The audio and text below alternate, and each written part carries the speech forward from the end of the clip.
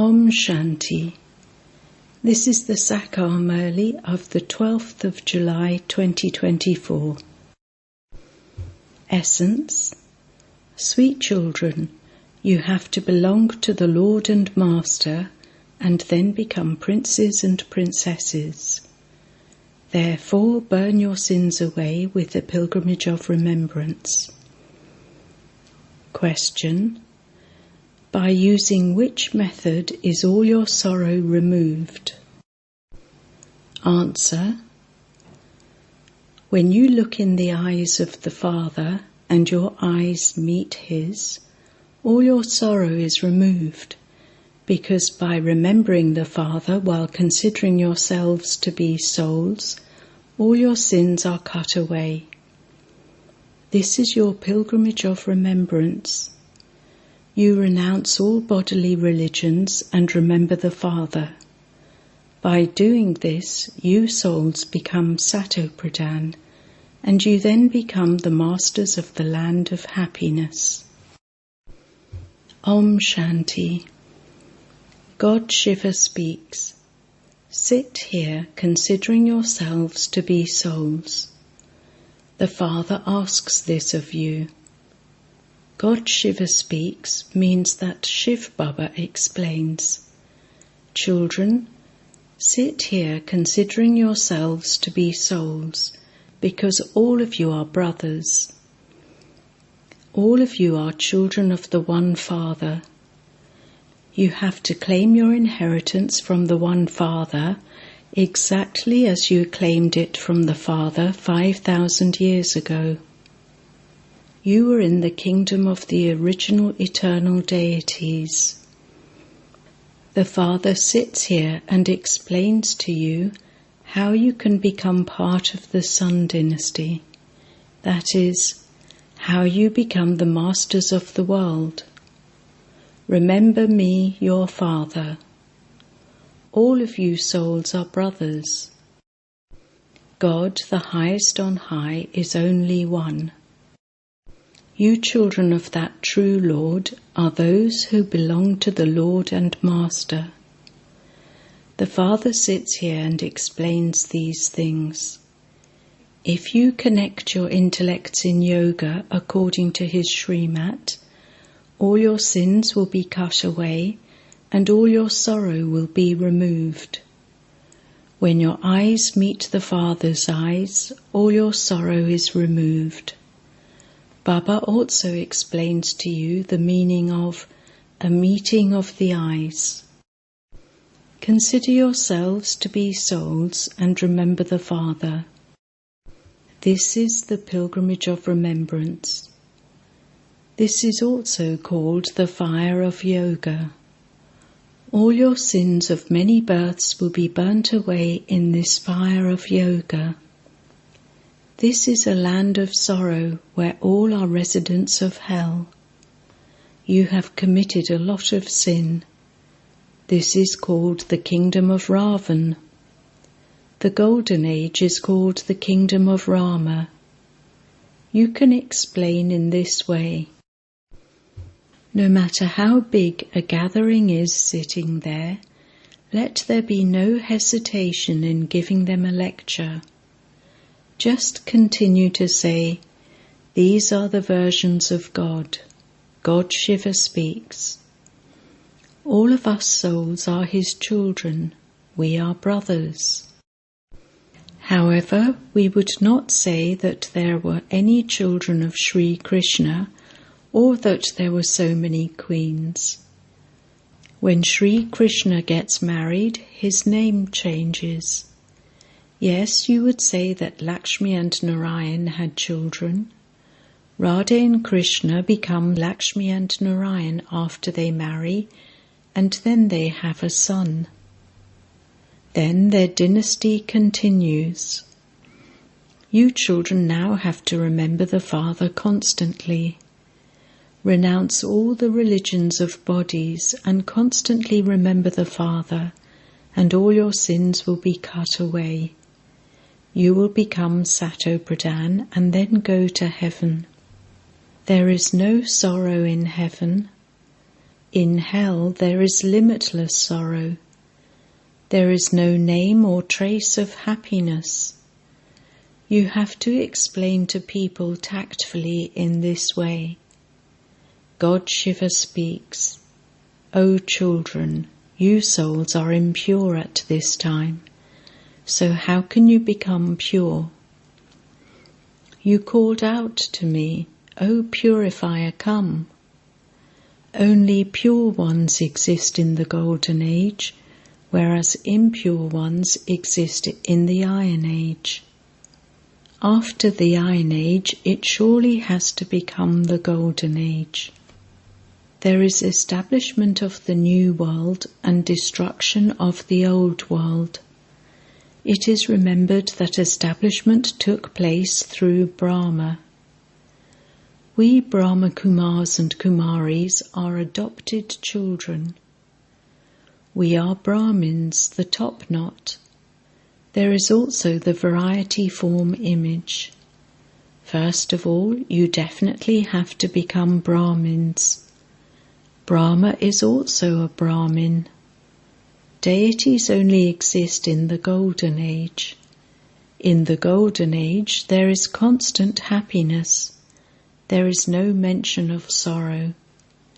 In the iron age, there is limitless sorrow, and all are unhappy.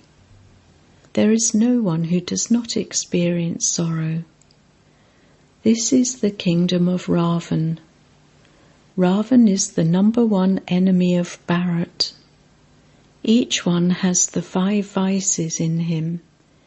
In the golden age there are no vices. That is the pure household religion. Mountains of sorrow have now fallen, and even more will continue to fall. They continue to manufacture so many bombs, etc. But they are not just for storing, they are refining everything. Then rehearsals will take place, and it will finally happen. There is now very little time left. The drama will end at its own time. First of all, you should have shivbaba's knowledge. Whenever you begin a lecture, etc., first of all you always say, Salutations to Shiva, because the praise of Shivbaba cannot belong to anyone else. Shiv Jayanti is worth diamonds. There are no divine activities, etc. of Sri Krishna. In the golden age, little children are sato pradhan. Children don't have any type of mischief, etc. in them. They say of Sri Krishna that he ate the butter and that he did this and that. Instead of praising him, they defame him even more. They so happily say that God is omnipresent and that He is in you and also in me. That is great defamation. However, Tamopradhan people cannot understand these things. So first of all, you have to give the Father's introduction. He is the incorporeal Father, and His name is Benevolent Shiva, the bestower of salvation for all. That incorporeal Father is the ocean of happiness and the ocean of peace. Why is there so much sorrow now? Because it is the kingdom of Ravan. Ravan is everyone's enemy. They kill him, but he doesn't die.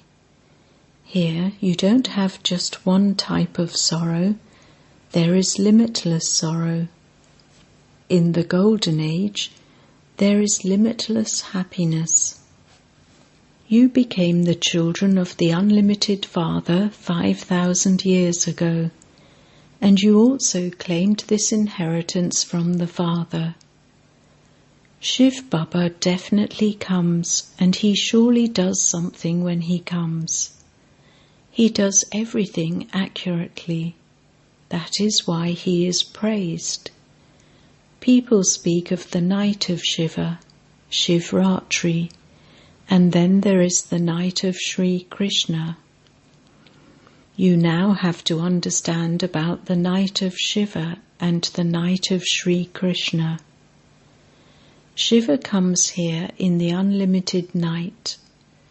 Sri Krishna takes birth at Amrit Vela, not at night. People celebrate the night of Shiva, but there is no date or time for that. The birth of Sri Krishna takes place at Amrit Vela. Amrit Vela is considered to be the most auspicious time. Those people celebrate Sri Krishna's birth at midnight, but that is not the time of dawn. Dawn is around 2 to 3 a.m. when you are also able to remember God. It isn't that someone would get up at midnight after indulging in vice and remember God. Not at all. Amrit Vela is not at midnight. At that time, human beings are impure and dirty. The atmosphere is very bad at that time. No one gets up at 2:30 a.m. Amrit Vela is around 3 to 4 a.m. People awaken at that time and perform devotion. They fixed that time themselves, but there isn't really a fixed time. So you can find out the time that Sri Krishna was born. You cannot find out the time that Shiva came. He comes himself and explains this. So first of all, you have to tell people shivbaba's praise. A song should be played at the beginning, not at the end. Shivbaba is the sweetest Baba of all, and you receive the unlimited inheritance from him. Sri Krishna was the first prince of the Golden Age 5,000 years ago. There was limitless happiness there. Even now, people still continue to praise heaven. When someone dies, they say, "So-and-so has gone to heaven." Oh, but it is still hell now. If it were heaven, people would take rebirth in heaven.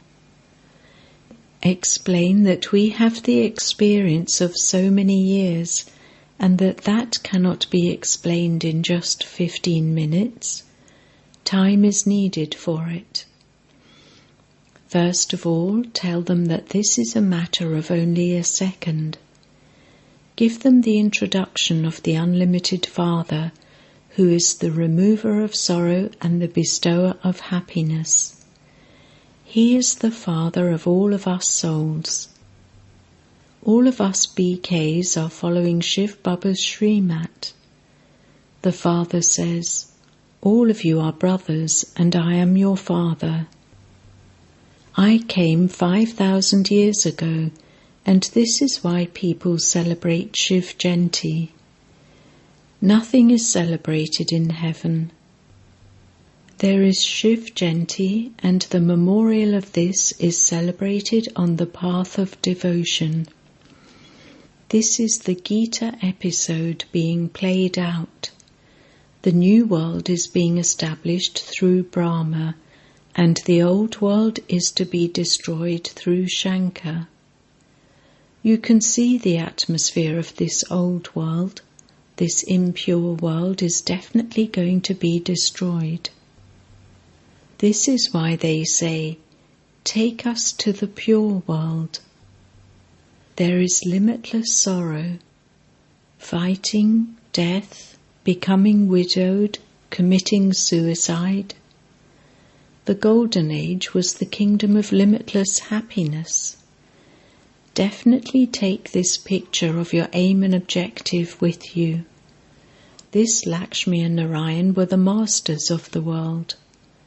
We are telling you something of 5,000 years ago, of how they attained those births.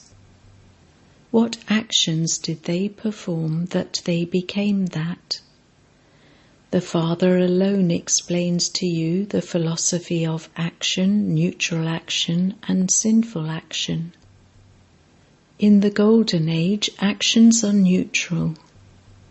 Here, because this is the kingdom of Ravan, actions are sinful, and this is why it is called a world of sinful souls. Your exchange is also with sinful souls. While a baby is still in the womb, they get it engaged. They have such criminal vision. Here they are criminal-eyed.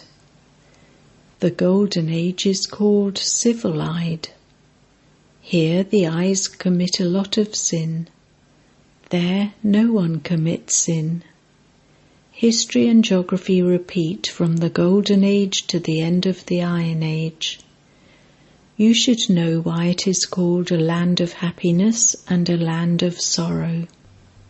Everything depends on being impure and pure.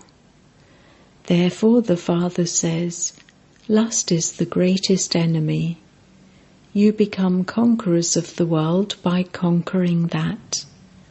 For half a cycle the world was pure, and there were elevated deities there. Now it is corrupt. On the one hand they say that this is a corrupt world, and on the other they continue to call everyone Shri Shri. They simply say whatever enters their minds. All of this has to be understood. Death is now standing just ahead. The Father says, constantly remember me alone, and your sins will be cut away, and you will become Sato Pradhan. You will become the masters of the land of happiness. Now there is nothing but sorrow. No matter how many conferences those people have, how many gatherings they have, nothing is to happen through those. They continue to come down the ladder. The Father is carrying out his task through his children. You called out, O Purifier, come. So I have come at my own time. I come whenever there is extreme irreligiousness. They don't understand the meaning of this. Since they call out, they themselves must surely be impure. The Father says, Ravan has made you impure, and I have now come to make you pure. That was a pure world, and it is now an impure world. There are 5 vices in everyone, and there is limitless sorrow. There is nothing but peacelessness everywhere. When new souls become completely Tamopradhan and sinful, I come. I come to uplift even those who defame me and call me omnipresent. You invite me to come to this impure world of Ravan, to come into this impure body. I too need a chariot. I don't need a pure chariot. In the kingdom of Ravan, all are impure. No one is pure. All are born through vice. This is a vicious world, and that is a viceless world. Now, how will you become Sato Pradhan from Tamo Pradhan? I alone am the purifier. Have yoga with me. This is the ancient Raja Yoga of Bharat. He will definitely come on the household path. He comes in such a wonderful way. That one is the father and also the mother, because the mouth of a cow is needed from which nectar can emerge. So that is the mother and father, and then Saraswati has been made head to look after the mothers. She is called Jagadamba. They also speak of Mother Kali. It isn't that she is ugly like that. They have shown Sri Krishna as dark blue because he sat on the pyre of lust and became ugly. Sri Krishna becomes ugly and then becomes beautiful. Time is required to understand all of these things. They would sit in the intellects of a handful out of multi-millions, and a few out of that handful, because the 5 vices are in everyone. You can also explain this in a gathering, because everyone has a right to say something. You should take that opportunity. In an official gathering, no one would ask you questions, etc. in between. If you don't want to listen to that, then leave quietly, don't make any noise. Explain in this way: there is now limitless sorrow. Mountains of sorrow are to fall.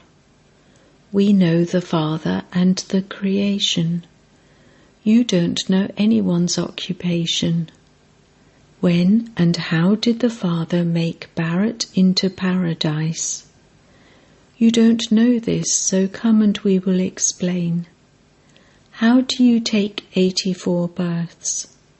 Take the 7 days course, and we will make you into charitable souls from sinful souls for 21 births. Acha. To the sweetest beloved, long lost and now found children, love, remembrance and good morning from the Mother, the Father, BapDada. The spiritual father says Namaste to the spiritual children, and the spiritual children say Namaste to the spiritual father. Essence Vedana 1. Keep your intellect in the deep philosophy of action, neutral action, and sinful action that the Father has explained, and do not have any exchange with sinful souls. 2. Follow Srimat and connect your intellect in yoga to the One Father. Make effort to become Sato-Pradhan. In order to make this land of sorrow into a land of happiness, make effort to become pure from impure. You have to change your criminal vision. Blessing. May you become knowledgeful and sacrifice all your wasteful questions into this sacrificial fire, and thereby be free from obstacles. When any obstacle comes, you go into many questions of why and what. To be full of questions means to be distressed. Become knowledgeful and sacrifice all your wasteful questions into this sacrificial fire, and your time, as well as the time of others, will be saved. By doing this, you will easily become free from obstacles. Faith and victory are your birthright. Maintain this pride, and you will never become distressed. Slogan: to maintain constant enthusiasm and give others that enthusiasm is your occupation. Om Shanti.